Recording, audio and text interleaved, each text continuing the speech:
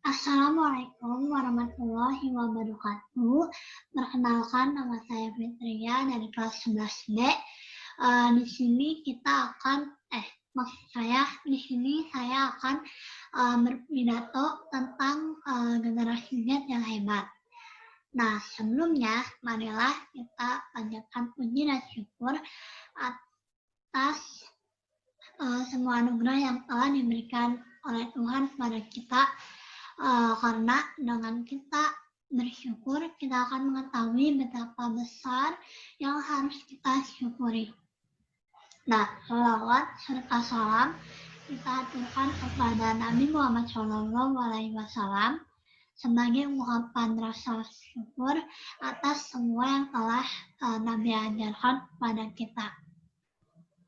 Pada kesempatan kali ini, saya akan membahas tentang generasi Z atau generasi milenial, yang dimana itu merupakan generasi saya sendiri. Nah, kebanyakan orang tahu generasi milenial itu adalah generasi yang dimana semuanya serba instan, dan tidak tahu proses dibalik semua keberhasilannya itu seperti apa.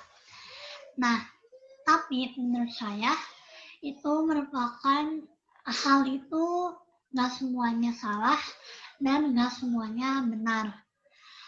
Hal yang membuat orang-orang berpikiran seperti itu adalah karena terkadang mereka juga tidak melihat proses dibalik keberhasilan tersebut. Misalnya kita dituntut oleh orang tua kita untuk mendapatkan nilai yang maksimal atau yang sempurna. Tapi jika kita tidak mendapatkan nilai yang sempurna itu, pasti kita dapat amukan atau marahan dari orang tua. Nah, padahal mereka juga tidak mengetahui apa yang kita kerjakan, apa proses dibalik itu semua. Nah, misalnya kan, nilai yang kita dapatkan itu misalnya di bawah KKM atau nggak sempurna gitu.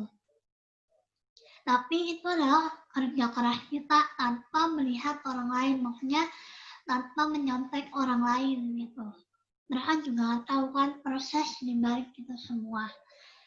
Misalnya kita udah kerja keras, tapi karena kita dituntut untuk mendapatkan nilai yang sempurna itu, jadinya apa yang kita kerjakan itu pasti melenceng atau sia-sia. Karena itulah pernyataan yang orang lain katakan itu tidak semuanya salah dan juga benar.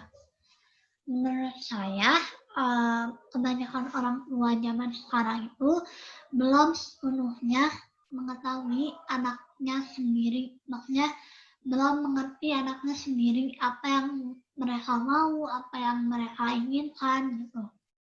Nah, terkadang anak juga jarang sekali untuk berkomunikasi dengan orang tuanya atau menceritakan masalah yang dihadapi kepada orang tuanya, karena orang tuanya yang harus bekerja, jadi jarang di rumah.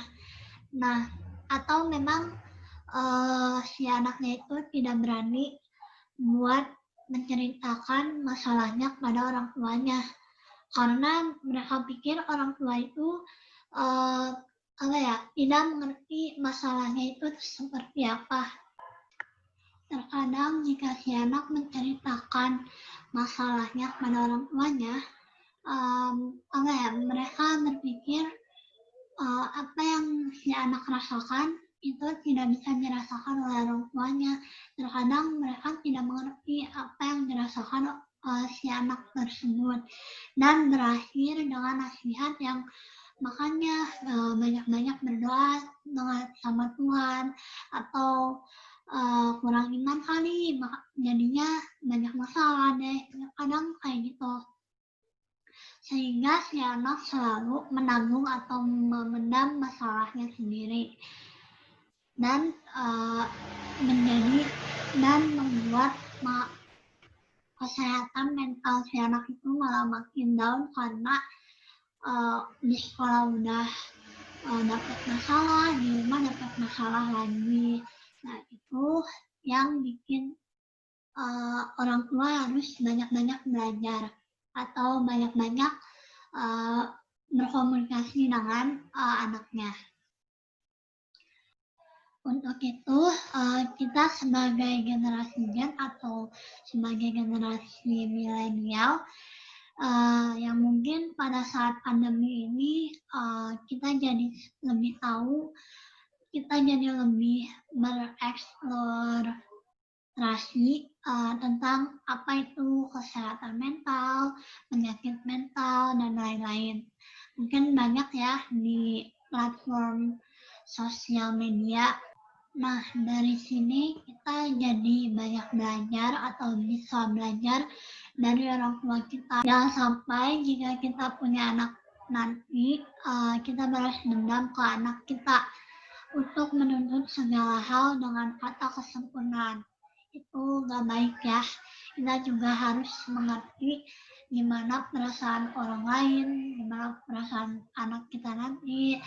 Kita juga harus menghargai ketercapaian orang lain, walaupun kita tidak melihat proses di balik itu semua atau proses yang dilakukan orang tersebut.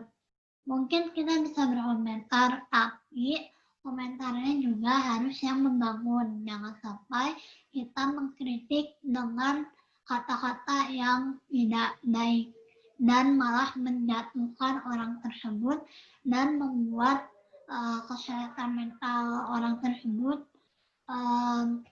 semakin turun, malah semakin jelek. Ya, mungkin sekian dari saya. Mohon maaf apabila ada kesalahan kata atau pengucapan. Karena Wassalamualaikum warahmatullahi wabarakatuh.